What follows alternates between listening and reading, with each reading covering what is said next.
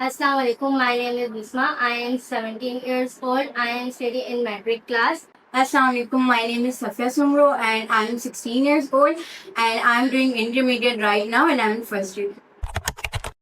Yeah, so it's our business and we are the owner of Crafted Love.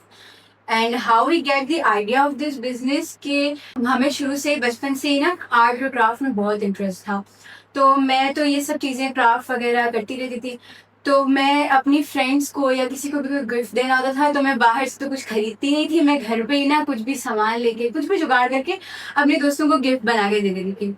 तो ऐसा ऐसा जैसे हुआ तो मैंने इंटरनेट पे थोड़ा ये फ्लावर्स रेबिट फ्लावर्स ट्रेंडिंग पे चल रहे थे, तो मैं अपनी फ्रेंड्स को यही गिफ्ट बना के देती रहती थी। मैंने एक बार ट्राई किया था एक सिंगल फ्लावर बनाना, इस तरह का मैंने बनाना ट्राई किया। तो उस वक्त मेरे पास इतना कोई मटेरियल भी नहीं था। उस वक्त ना मेरा इंटर खत्म हुआ था और उस वक्त समर वेकेशन स्टार्ट हुआ था।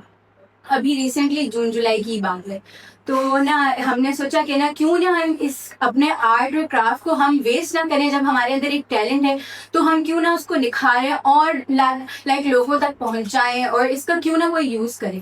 तो फिर इसने मुझे बोला कि चल फिर साथ में जब एक दोनों फारिग ही हैं, जब कोई और काम नहीं तो हम क्यों ना अपना एक बिजनेस स्टार्ट कर लें, एक नया इनिशिएटिव ले लें, इंस्पायर कर सकते हैं लोगों को हम इसके थ्रू।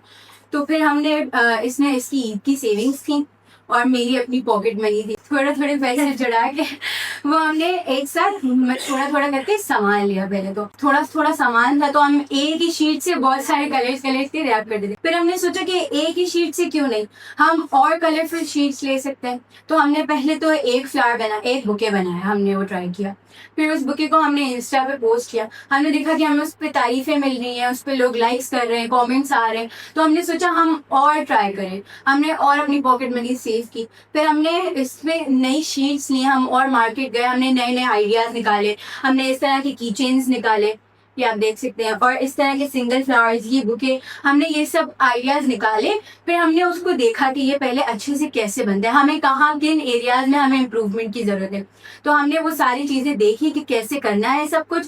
फिर वो हमने पैसे जमा जो किए हुए थे हमारे थे, वो हम जाके मार्केट जाके नई नई चीजें लेके आए, नई रिबन्स लेके आए, नई शीट्स लेके आए, कैसे क्या चीज। और हमने यहाँ पे सलमा घर में हमने न्यू क्लासेस भी ली बिजनेस के हवाले से कि कैसे मैनेज करना है, कैसे चीजों को देखना है।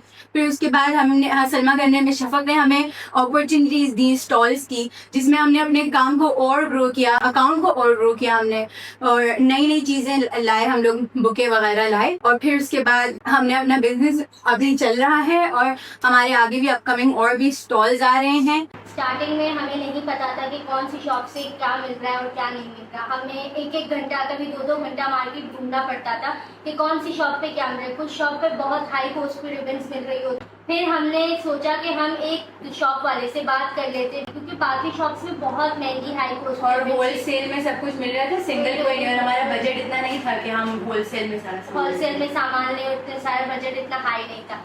तो इस वजह से हमने शॉप वाले अंकल से बात की। देन उसके बाद उनसे हम रिबन्स लेने, फिर किचन जब स्टार्ट हुए वगैरह चीज़ें आई तो हमें वो भी नहीं पता था कि वो भी कहाँ से मिलती है। तो उसके लिए भी हमें बहुत सर्वे करनी पड़ी, ढूंढना पड़ा कि चीज़ें रियल में मिलती क्या है। वैसे तो हमारे बॉर्डर मार्केट में सब मिल जाता है, पर हमें ढूंढना पड़ता है क्योंकि हमें शॉप्स वगैरह का पता नहीं था। तो इसी वजह से हमें वो सारी चीज़ें ढूंढनी पड़ी। ढूंढने के बाद हमें फिर ये सारी चीज़ें मिली। फिर कभी कभार ऐसा होता था हम किसी को अपने बुके की प्राइस बताते थे, वो कहते थे कि ये कितनी हाई कॉस्ट है वगैरह। तो हम थोड़े डिमोटिवेट हो जाते थे कि यार इतनी मेहनत लगने के बाद भी वो कह रहे हैं कि आप बहुत हाई कॉस्ट, लोग वैल्यू नहीं करते हैं हैंडमेड आर्ट की और क्राफ्ट्स वगैरह। फिर ऐसे कभी कभी बहुत ज्यादा डिमोटिवेट हो जाते थे। फिर मेरे भाई बहुत ज्यादा मोटिवेट करने लग जाते थे मुझे और सब। हमारे घर वाले भी बहुत हेल्प करते थे हमारी। पर ऐसा भी नहीं है, लोग ये भी बोलते थे कि जब ना बाप भाई हैं घर में तो ये लड़कियां क्यों कमा रही हैं, इतनी छोटी लड़कियां इतनी यंग एज में ये लोग क्या ही कर लेंगे। हाँ, वो सब फेस करना पड़ता था। स्टार्टिंग में ये भी सुनने को मिला कि आप लोग क्यों कमा रहे हो, जब घर में बाबा कमा रहे, भाई कमा रहे, तो आप लोग ऐसी क्या जरूरत आ गई है कि तुम लोग को कमाने की जरूरत पड़ गई है। बीच में जब लेट हो जाते थे स्टॉल से कभी कभार तो ताने भी मिलते थे कि बहुत ज्यादा लेट आ रहे हो, इतनी आजादी नहीं दी है, आजादी मिल गई है, बहुत ऊपर चले गए हो, बहुत फ्री किया था, मिलते थे। कभी कभी रो भी लेते थे दोनों एक दूसरे के पास कि यार इतनी मेहनत करने कभी के तो बाद ऐसा पॉइंट भी आता था कि हम सोचते थे कि हम क्यों कर रहे हैं, हम छोड़ देते हैं, अब इसका कोई फायदा ही नहीं।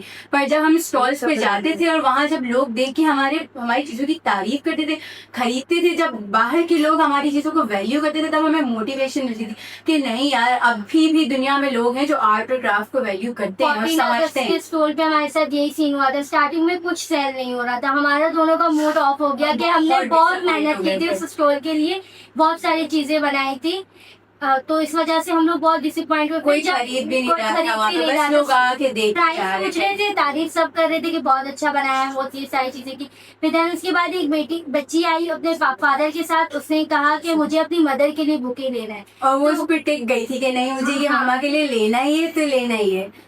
तो हम उस टाइम पे इतने एक्साइटेड हो गए थे और इतने खुश हो गए थे कि हमारा एक सेल भी हुआ, हम उसमें भी इतने खुश थे कि नहीं, हमारी मेहनत कुछ तो रंग लाई जब हमने इतनी रात में बैठ के दोनों ने मेहनत की। स्टडी मैनेज की, स्टडीज पे हमारी इफेक्ट पड़ा, उसके बाद हमने रात को जाग जाग के इतना मुश्किल से काम किया था, उसके बाद जाके हमारी एक चीज भी बिकी है, तो वो हमारे लिए बहुत बहुत एक्साइटमेंट की बात है।